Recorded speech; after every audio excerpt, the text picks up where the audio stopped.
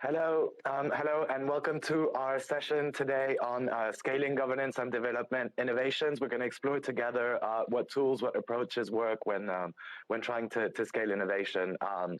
Today, I'm joined by four amazing speakers. I'm very grateful to you all for joining us today.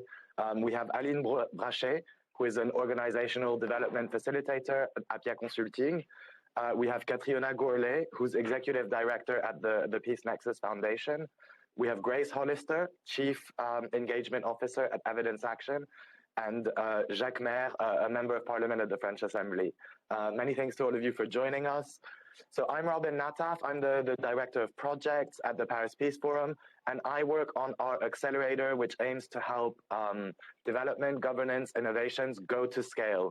And we're going to explore today what that means together. Unfortunately, many innovations, whether they're technical, whether they're social, whether they're political, end up, not being successful, not achieving the impact that they would like. And so we're going to try together to figure out how we can support budding innovations in kind of reaching scale, and generally how we can achieve better impact in governance and development. So many thanks for joining us, and I hope you look forward to the conversation. My first question is to you, Grace. So you were obviously very involved in the Deworming campaign, which is a kind of prime example of a successful scaling up of an innovation in development.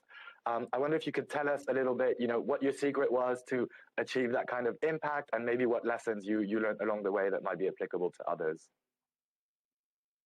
Great. Thank you, Robin. First, just let me say how thrilled I am to be speaking with you today. So thanks so much for that. My organization, Evidence Action, runs a program called Deworm the World. And this program first started back in 2009 with the goal of helping governments eliminate intestinal worms in children.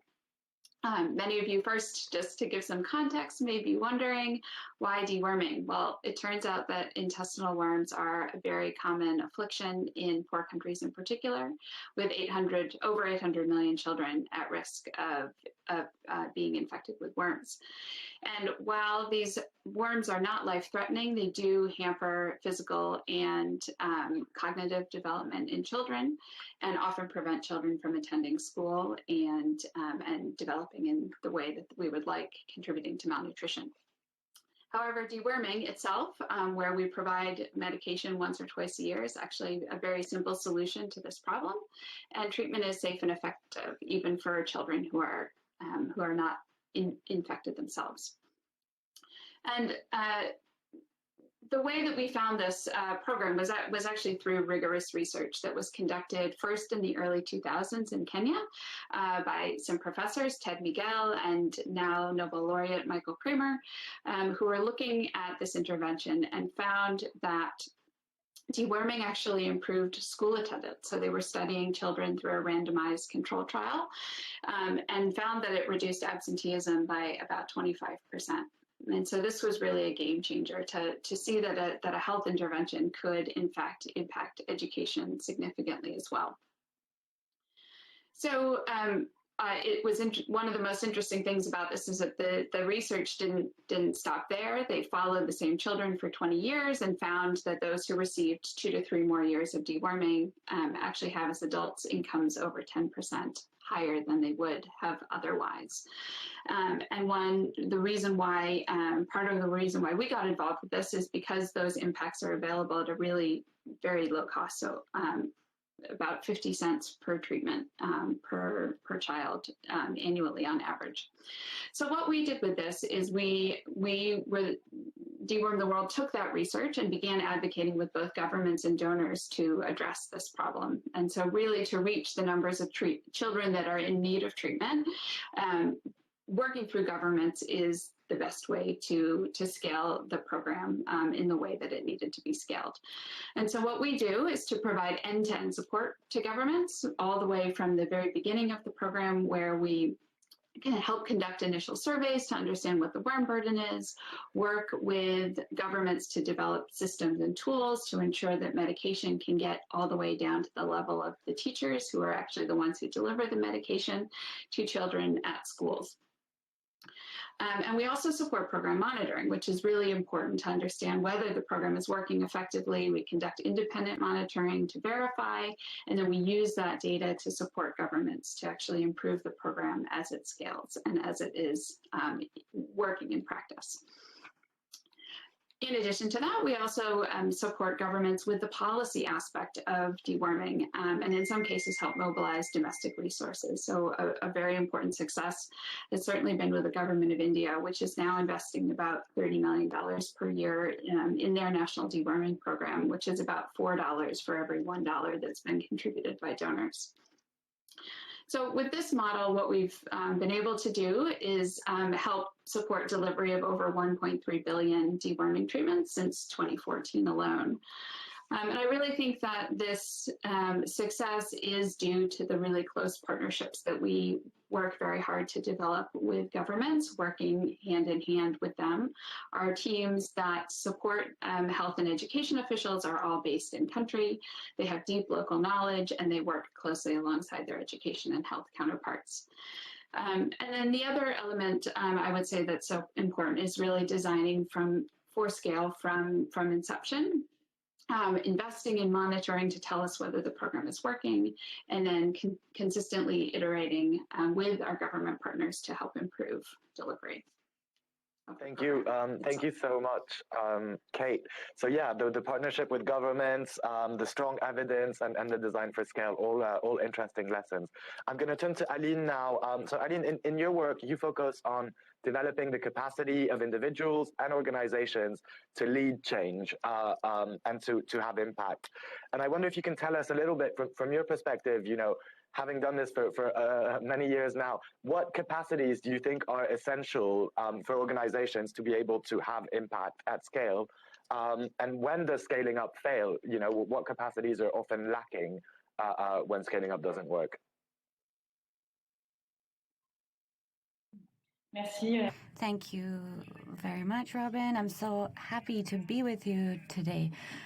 Now, when you talk about skills and we talk about capacity, now we often talk about strengthening capacity or capacity building, and we often talk about individual capacity building through training. Just yesterday, I worked with a group of people who work on security and justice in a suburb of Dakar, and we talked at length about capacity building in terms of conflict sensitivity. How do you ensure that your intervention does not have a negative impact in the context in which you're working? And so when you talk about capacity building in the context of individual skills, it's all about agility, self-assessment, self-awareness, awareness of the context. And we noticed during these few days that when people work on, it's one thing to develop individual capacity, but it's important also to develop an organization's capacity, be it in terms of how they approach teamwork, what their strategy is, how an organization defines its own contribution, its governance, how it sees the impact that it is seeking to have on the ground. If you don't do that, individual capacity building is pointless. And in this particular case, in Senegal, we worked on the pre-electoral context, and we noticed that all the participants were very active in terms in the context of the elections, and we realized that affected their organization. For example, if you're a candidate, perhaps you shouldn't be a part of such and such event prior to the election. And so it's all a matter of alignment between what the organization is seeking to achieve, the organization's purpose. What is the organization's strategy, and what does that mean for the teams that work for the organization?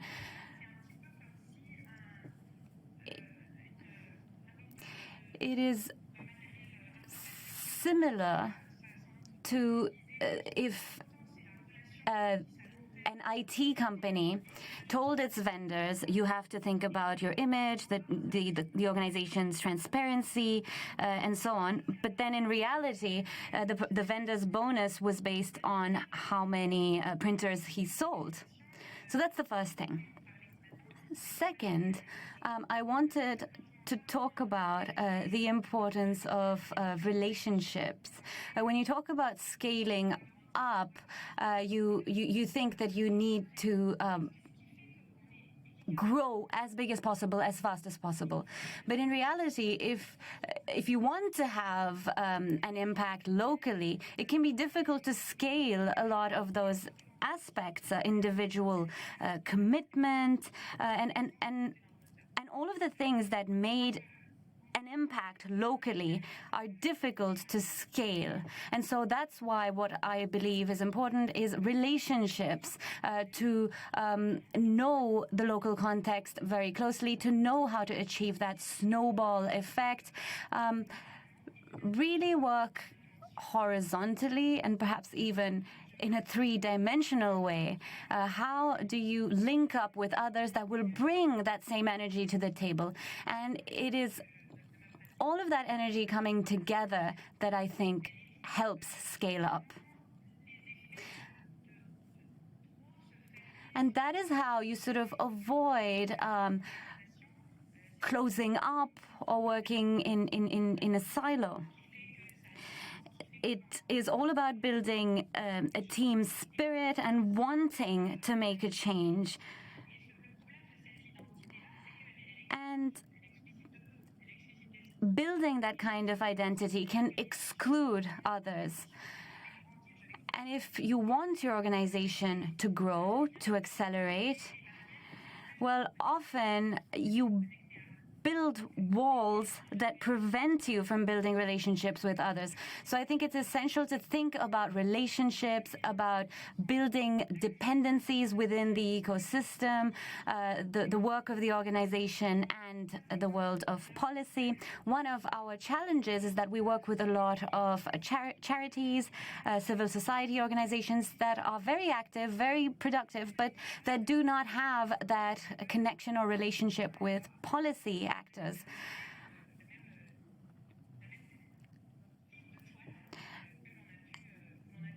And so that is really important, I would say. For instance, 10 years ago, in my area, there were lots of cultural players, and at one point, the local authorities said, we're going to scale this up. We're going to create a huge regional organization. But actually, that ended up completely stamping out these smaller players. So I'll stop there. There's lots of other examples, though. So yeah, resisting this pressure to grow and compete, finding links, and interestingly, the link from the civil society to the political level, which is a perfect transition towards our next speaker, Monsieur le Député.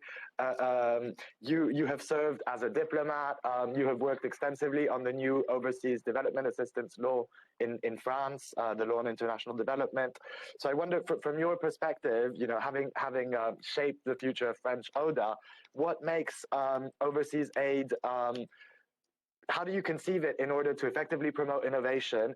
And maybe what governance innovations have you seen work to shape the future of aid as well?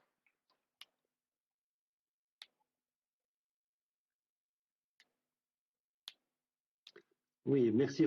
Thank you very much, Robin. Thank you very much to the other two speakers, particularly to what we just heard about drawing links with the world of policy. I think that is a crucial issue. Indeed, I'm speaking today as an MP, and I have experience in France's development cooperation work. And we know that challenges are growing in this area, be it for reasons of demography, of climate, or other reasons. We need to act differently, work differently, because a large proportion of the population does not realize what the impact of development cooperation has been because of corruption and because of issues. And when donors announce funding, but but the local population doesn't end up seeing the impact of that, well, they then tend to think that the donors or the government is lying to them, and so that creates disengagement. Now, we sought to really reform or rethink our practices. We passed this law a few months ago on development, this law on international solidarity. Now, I don't want to go into too much detail, but they target particular areas, particularly the 19 countries of sub-Saharan Africa, by producing adequate financing between 2017 and 2022, and working on policies in education, rule of law, and other crucial fields. But that's not enough to respond to the major challenges that we face. So how can we adapt to the situation? Well, we need to innovate. We need to innovate by deeply rethinking how donors behave and act. So, for instance, a relatively weak state faced with several donors and faced with a choice is basically facing competition among donors. And if a weak state is faced with that, it may wish that one donor act on behalf of the others. And that can simplify things somewhat. Second, there are situations where in a difficult context, it doesn't make sense to open up a school if there isn't a health clinic and if security and health needs aren't met. So we need to do away with sector-specific approaches and have a more holistic approach and bring a more holistic development cooperation. And as has been said previously, it is important that beneficiaries be a part of the project from the design phase to impact measurement. And so beyond, the usual tools that are used, there are two tools that I believe participants to the forum, be they NGOs, local authorities, etc., will be interested in. One is an innovation fund for development that was launched a year ago, chaired by Esther Duflo. And this fund aims to really adopt a systematic approach to innovation in terms of process, in terms of approach, be they in middle-income countries or low-income countries, in fields such as health, climate change, and others as well. And another tool was announced by the president in Montpellier, and it's a democracy development fund for Africa to fund players that wish to see greater citizen involvement and improve governance. And so, to conclude, I would say that there is an incredible credibility deficit in public policy. There is no certainty that the money will be effectively used, and so that is absolutely crucial. Thank you very much. New funds that have been learned in France, and also, again, you're emphasizing the importance of this link between kind of field actors and the political sphere, both in the conception of aid and in its implementation. Catriona, I'm going to turn to you for the next question. So Peace Nexus Foundation works to support the development of capacity of local actors to contribute towards peace. And I wonder, you do this both in the field and internationally. I wonder if you can, give us a brief summary of what actions and types of approaches you've seen be effective at both those levels, and maybe from these lessons, how you might challenge the global aid system and its kind of normal way of working and operating. Thank you very much for this invitation, and also for the presentations beforehand, which I'm very aligned with. So I will talk from our experience as a small donor, a private foundation that is focused on strengthening organizational capacity and convening capacities, that collaboration between actors. And we also have experience with an innovation fund, drawing on the previous example, and I'll draw on that experience. So when I started out at Peace Nexus 10 years ago, for the first 5 years or so, we ran a program where we provided seed funding for innovative approaches in democracy promotion, as well as sort of soft security, shall we say, the development side of security and conflict prevention. And what we found is we got a lot of good ideas. So we ran this program for 5 years. And when we look back at those ideas that were most impactful and sustainable, we tried to assess what were the really important criteria. And what we found was it wasn't so much in line with what Aline was saying, just the idea. It was about the timing and also the execution, and crucially the team and their relationships in the sector.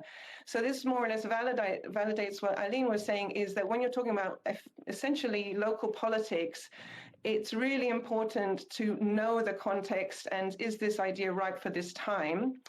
And then the other thing we found was it's not the ideas have to be homegrown, but it's not so much that they have to be new.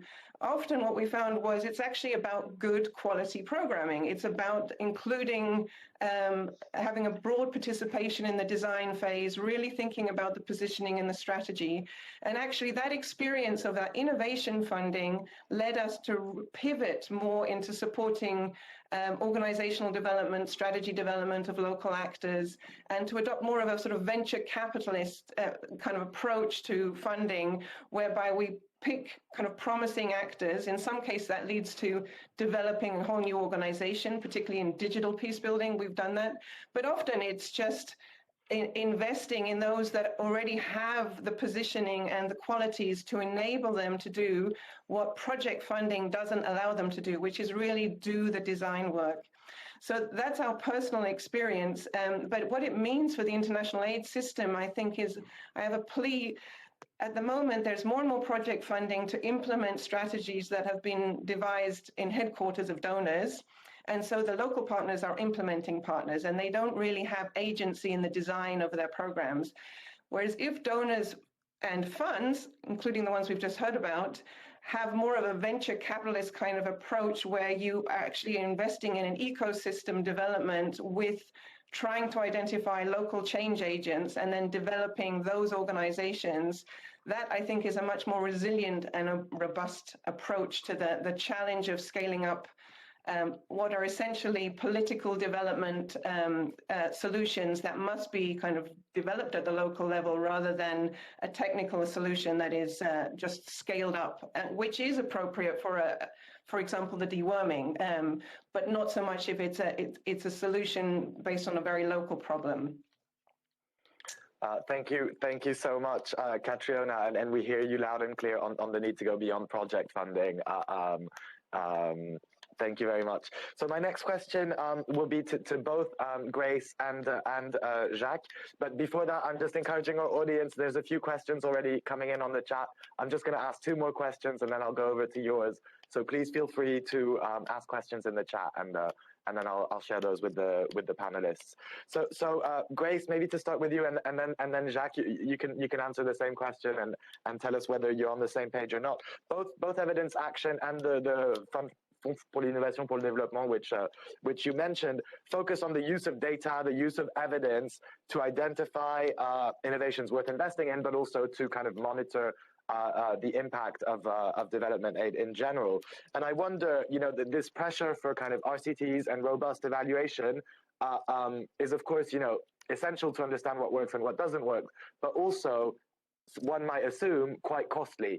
And so there might be a tension there between kind of the burden of proof and the need for evidence, and also the need to be cost effective, because if we spend more money monitoring and evaluating than we do implementing, then things might get tricky. So I wonder what you both think about kind of things that work to be able to measure and evaluate the scaling of innovation in a cost effective way. Thank you. So Grace, maybe you first. Right, sure, thank you. So I think, just given what the other speaker said, there are different types of, lots of different things that need to happen in development. And, we tend to be focused at Evidence Action more on health and sort of affiliated sectors that I think do sort of lend themselves, some of these things do lend themselves much more easily to impact measurement and evaluation. And so certainly with our approach, we are typically taking interventions that actually already have evidence of impact. So there is a lot of work going on out there by Esther Duflo, by her compatriots and others about what works and testing things. And so part of the challenge that we believe is there is that a lot of the research hasn't been able to translate into scale and hasn't been able to translate into impact for people who need it. And so what we're really looking to do is to take that evidence to look at those interventions for which we already believe that there is significant potential for impact, that we do think there's significant potential for cost effectiveness, and that there is the potential for scale. Certainly not all interventions meet those criteria. So those are the ones that we choose to focus on. And we do put them through a rigorous process to really understand, is this something that is going to hold true to those three sort of pillars as that scales up. And we look at that against really this what we call a 6-stage process. A lot of interventions are even ones that we believe might have a lot of strong evidence, don't actually make it past those first few stages. And so what we've really seen is that there are a few that do, and as they move through that process, we continue to test them. So we've done that with certain programs in our pipeline.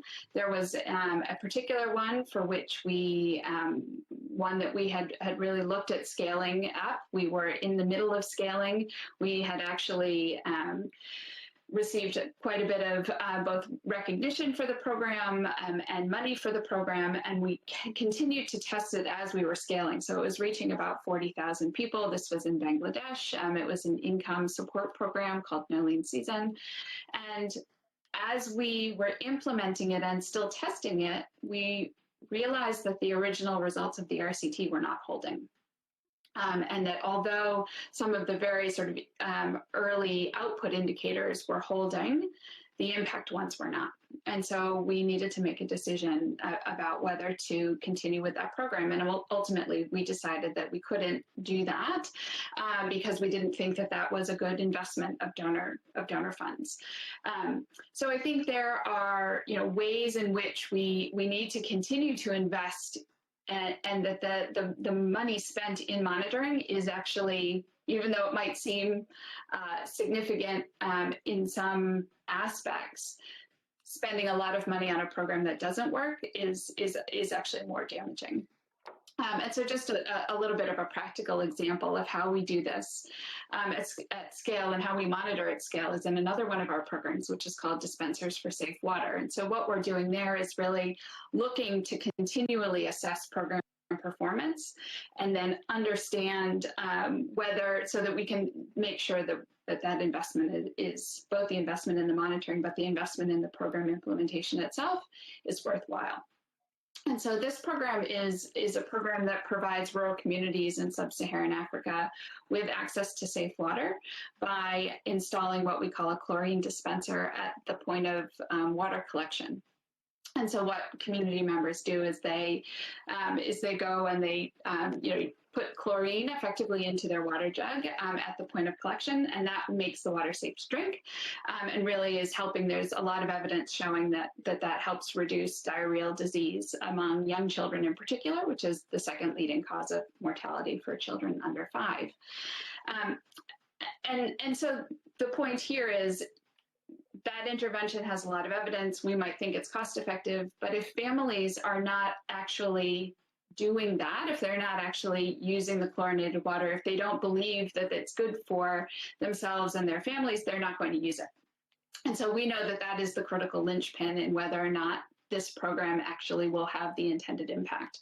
And so what we have done is we have a team of monitors from these communities and the local areas that actually are going into households and testing to make sure, or to see whether, I should say, to see whether there is chlorine in the water of those households. And so if we're able to find that, then we know that the program should be having its intended impact, because what we call the adoption rate of that of the program is high.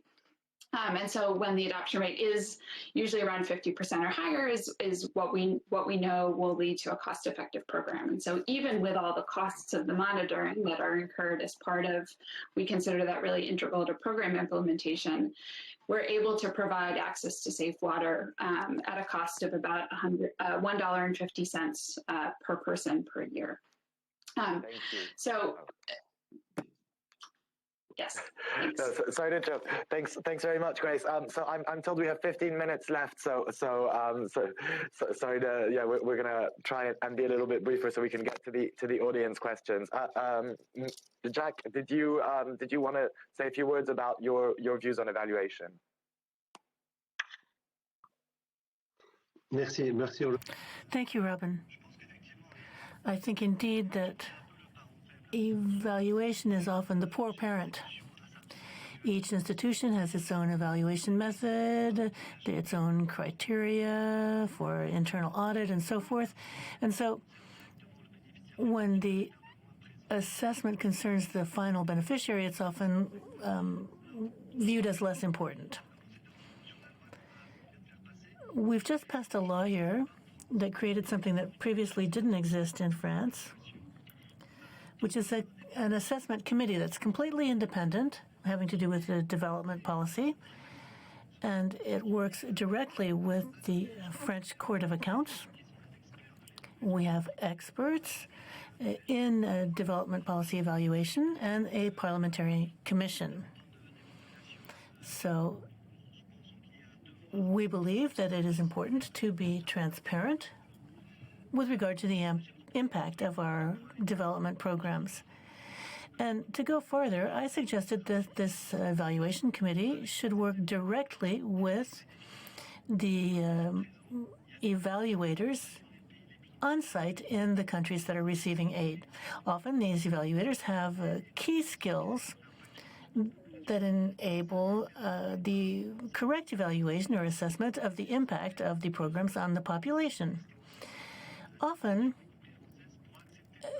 administrations are reluctant, including the French administration, are reluctant to accept independent or outside evaluators. We could talk about the group that's working in Ouagadougou and Burkina Faso. They're working with governments and with donors. So when you have 100 million euros donated, they look to see exactly how these 100 million euros are dispensed. They look at project management.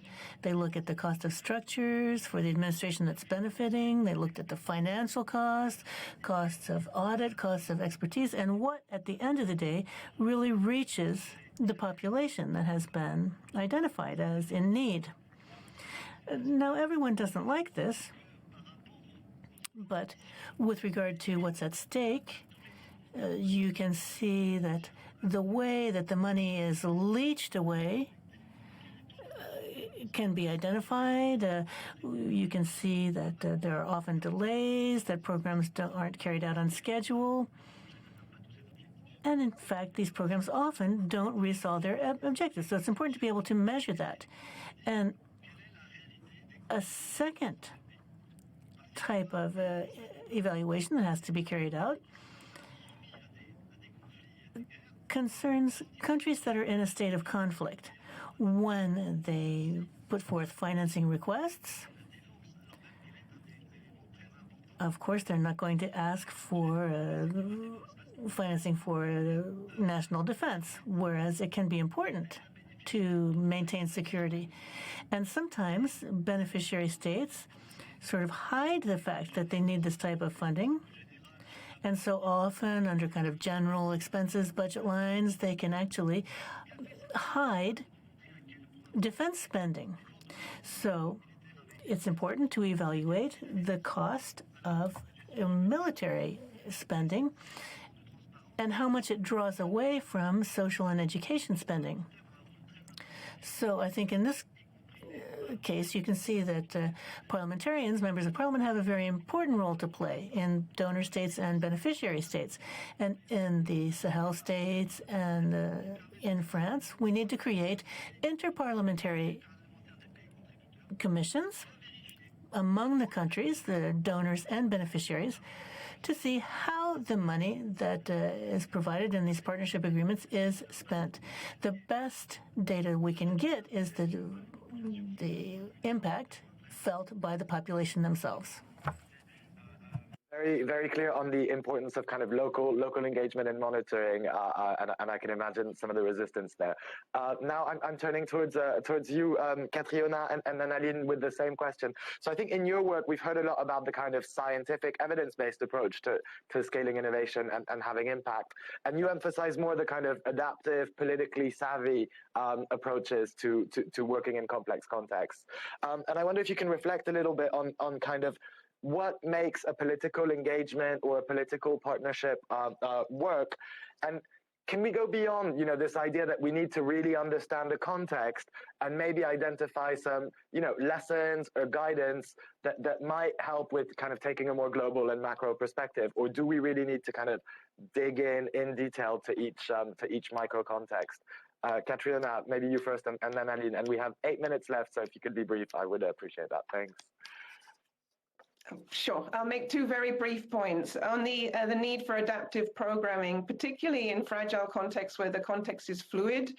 I think there it's obvious that you need to be able to adapt to a changing context. So there, I think the big change in the aid system is that even in programs that are for these contexts, you need to have incentives that enable program adaptation when something's changed. And that is sometimes still not the case. So people carry on with the original plan, despite the fact that they know it's not going to be feasible because of various incentives. So that is just a given in a very fluid context, as far as we're concerned. The second thing is that where a problem needs to have a solution that is negotiated locally, obviously you need backbone institutions that bring different actors together. And I think that is particularly so that there should be a focus on not just strengthening different sectors, media, civil society, governance institutions, but also those agents that are able to bring those actors together across sectors or within. So a backbone organization for a civil society network, for example, in response to the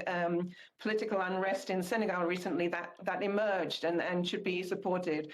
Or in Niger, where you have a government ministry, the Haute Autorité de Consolidation de la Paix, which is specifically to get the mining ministry together with education or culture to resolve conflicts around mining. So that has a function of bringing together different sectors to resolve specific challenges. And so I think that should also be recognized as a priority in these fluid contexts where multi-stakeholder solutions are required. Thank you very much, Catriona. Interesting the emphasis on networks. Aline, I turn to you with the same question as Catriona, and maybe I'll add one of the audience questions because I'm not sure we'll have a lot of time. But there's a question on kind of how you work effectively with government. The challenges in many countries, given bureaucracy, given capacity issues, of kind of making that political link, which you said was so important. So maybe you can answer both of those together in the remaining few minutes. Okay, merci. Earlier, I heard some good news from Jacques with regard to financing different approaches. When we're looking at the challenge of monitoring and evaluation, we shouldn't confuse that with how we actually carry things out. It's true that we're calling into question the way that we work. We have to look at how different organization works.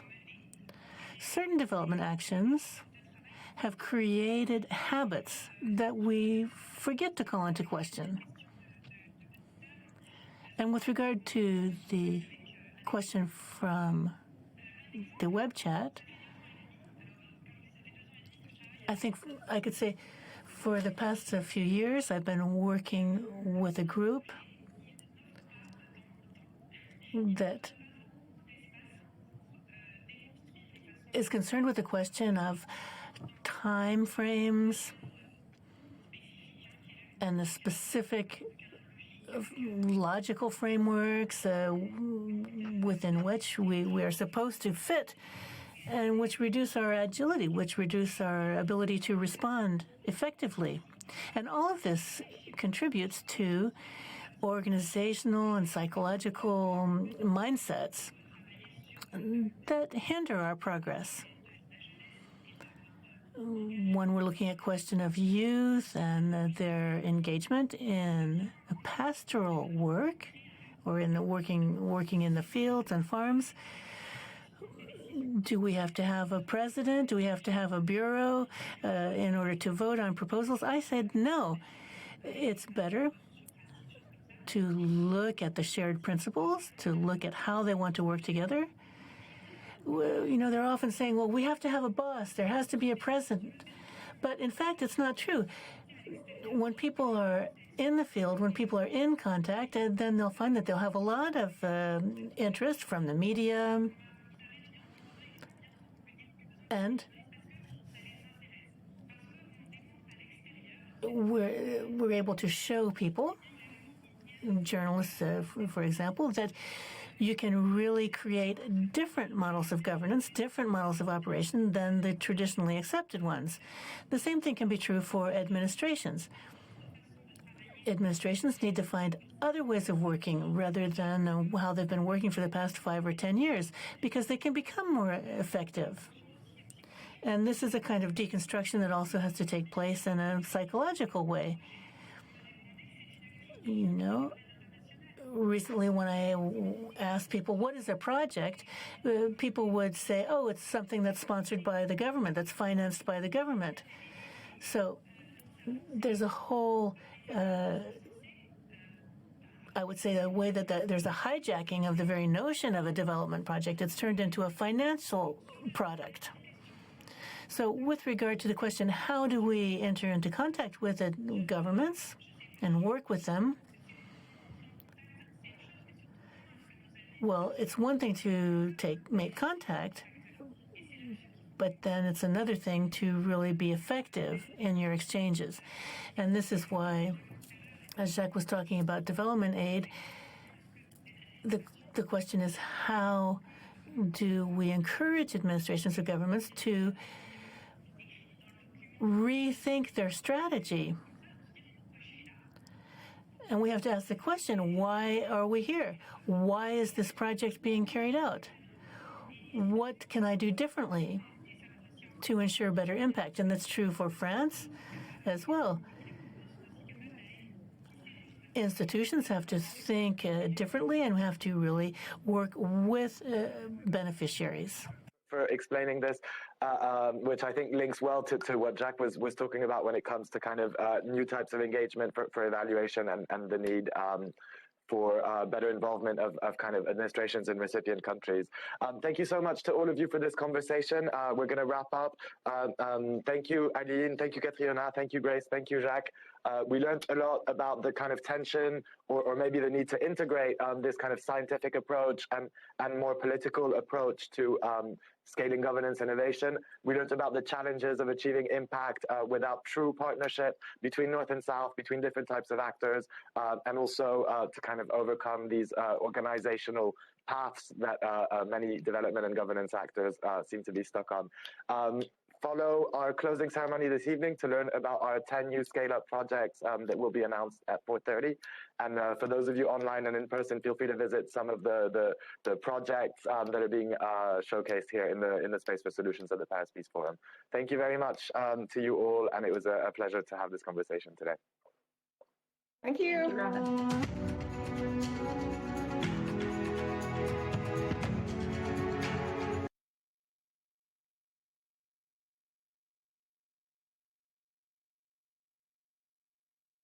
We're very happy to welcome one of our project leaders on stage in our studio with Trisha. Now it's Dr. Martin Koyabe, the Senior Manager of the AU GFCE project, and we're going to have a chat in just a moment. Let me simply tell you that right after this panel, we'll have an interesting session on measuring impact, because we are often talking about impact, the impact that we can have at the Paris Peace Forum or that our projects can have. Well, sometimes it's pretty useful to measure impact, to track whether results are there or are not there. And we'll have a very interesting slate of project and speakers, including the World Benchmarking Alliance, which has been with us for a few years now. It's a project that we followed and that has really done a great job at following, at tracking the results that companies have on the SDGs. How much good are they doing in terms of SDGs, in terms of reaching the development goals. We'll also have Philippe Haim from La Poste, the Chief Executive of Share Action, and Ethan Ruan from the Harvard Business School. So that's a session that will follow immediately this coming next that we're having now. But back here to the studio, yes. Trisha.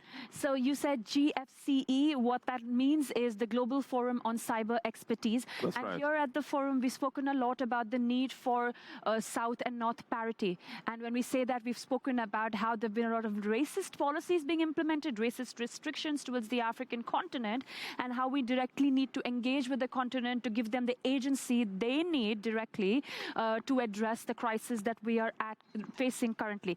So perhaps if you want to tell the people watching, what is it that you do exactly? Because there is a lot of conversation happening around cyber right now, this need to govern cyberspace.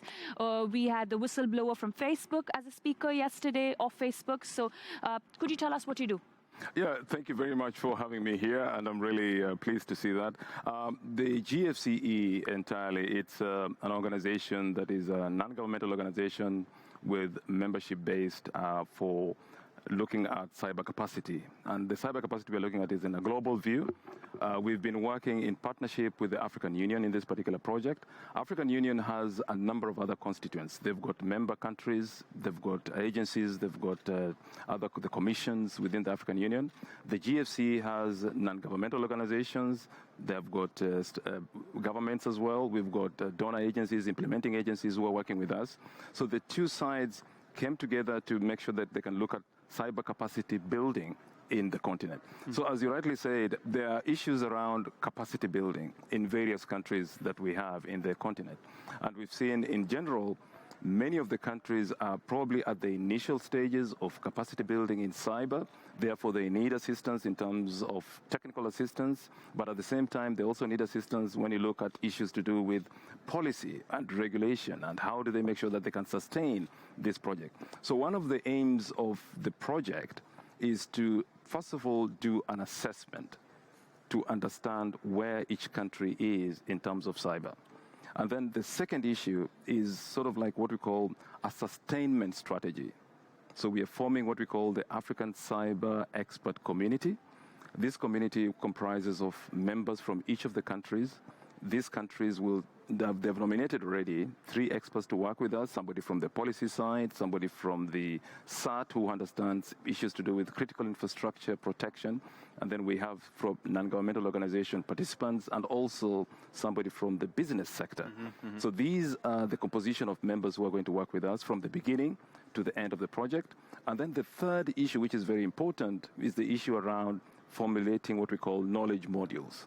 These knowledge modules are probably what you'd call best practice or good practice, but they're accessible online. And then they have different components.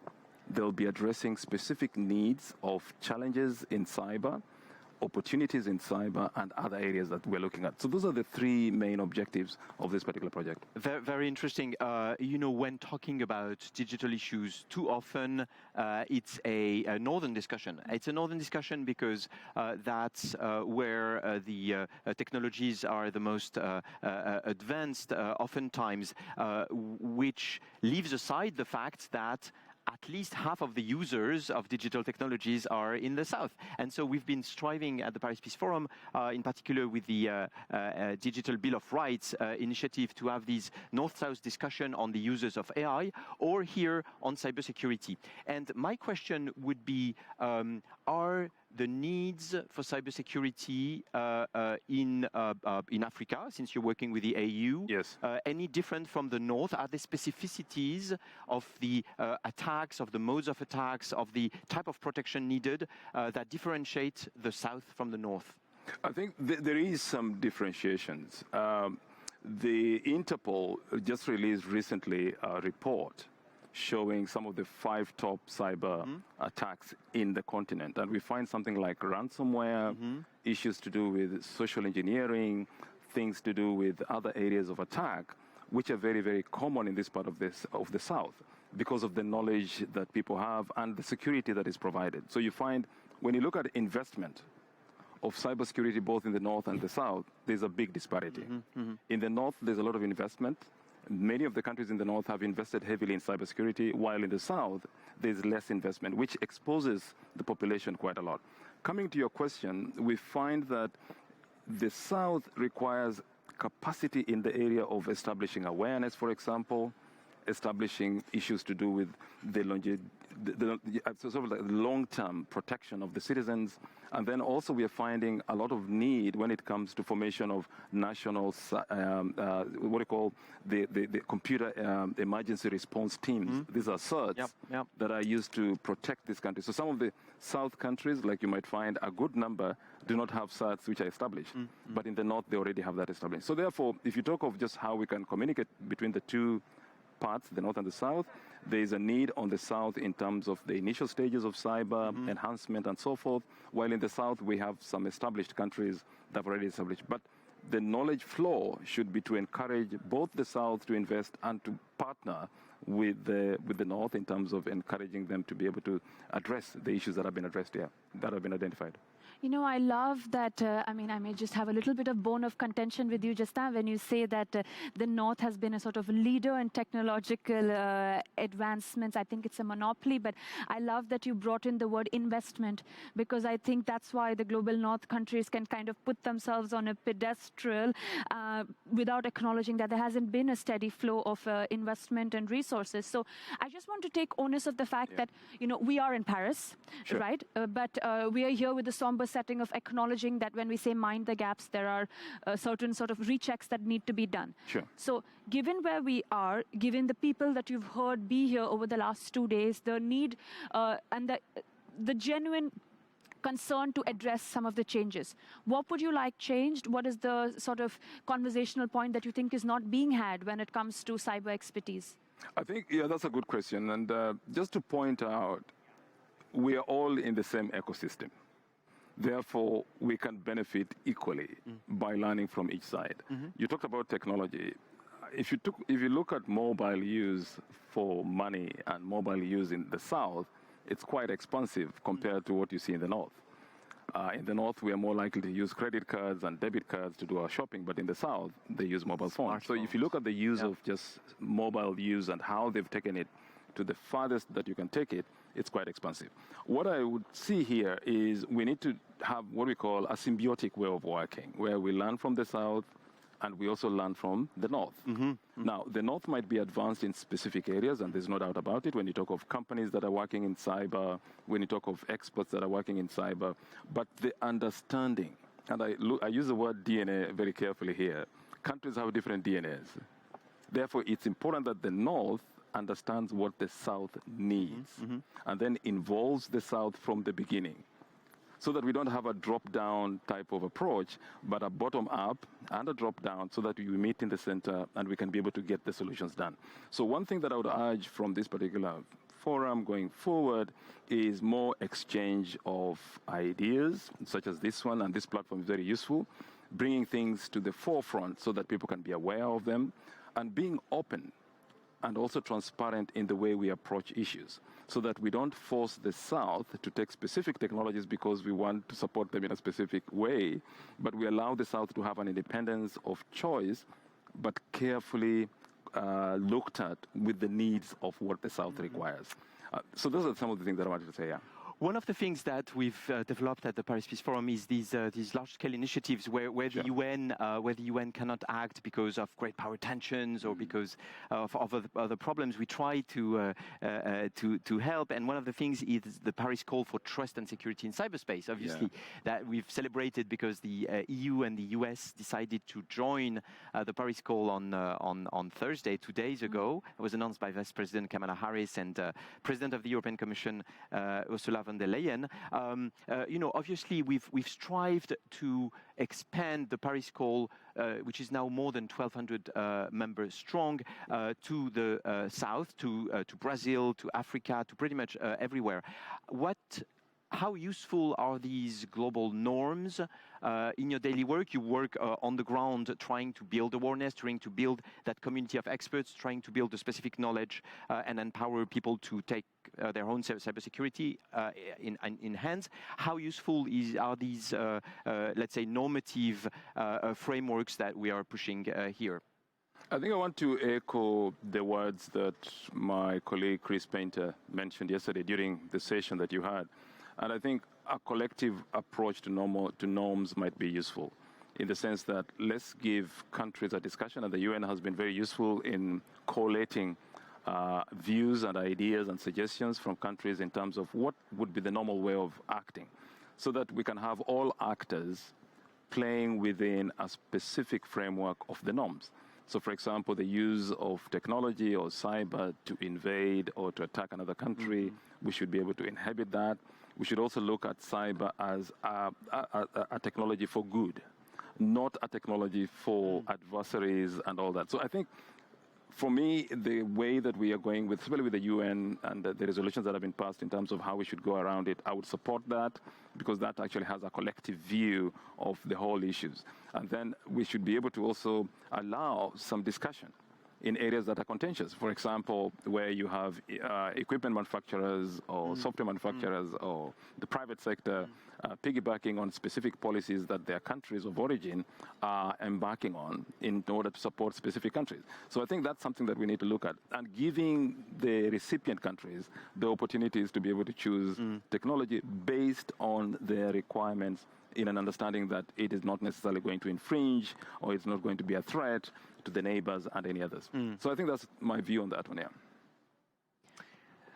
Thank you so much, Martin. Honestly, we've had the pleasure of interviewing many people, but I'm really struck by just the broad expertise that you have brought on board, and also just the work that you are doing. Thank you so much. Perhaps we could ask Martin if how he sees.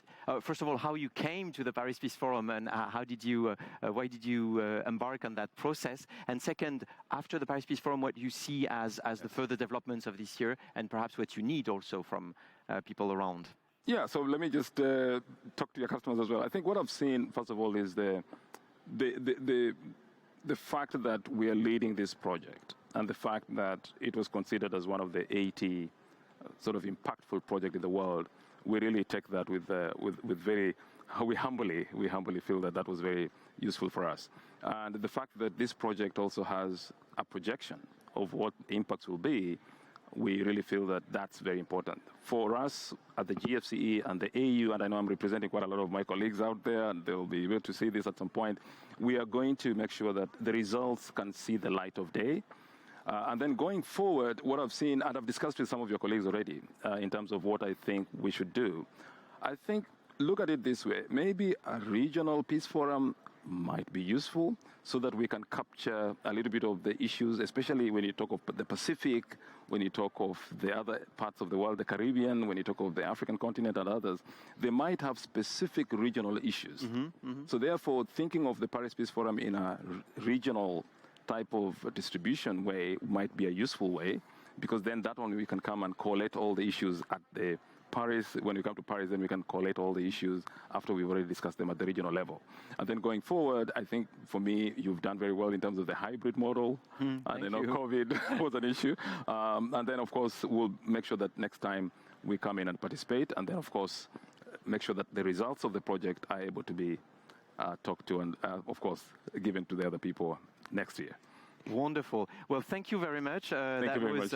Our discussion with Dr. Martin Koyabe from the AU GFCE project, improving cybersecurity in Africa, and I would say pumping up and strengthening the resources for cybersecurity in Africa. So now we have the session on measuring impact, and then soon to come afterwards several sessions, including on climate, culminating with the closing ceremony at 4:30, which will start with a discussion with John Kerry, the US presidential envoy on climate, doing an assessment of COP26. How did it go? Where do we move from there? Where do we go from there? And a couple of others like Ban Ki-moon or the Chinese Minister of Environment, Mr. Rung Xiu. So stay tuned, and we hope to have you until the closing ceremony at 4:30. Thank you again, Dr. Thank you. Thank you so again. much. Merci. Thank you so much.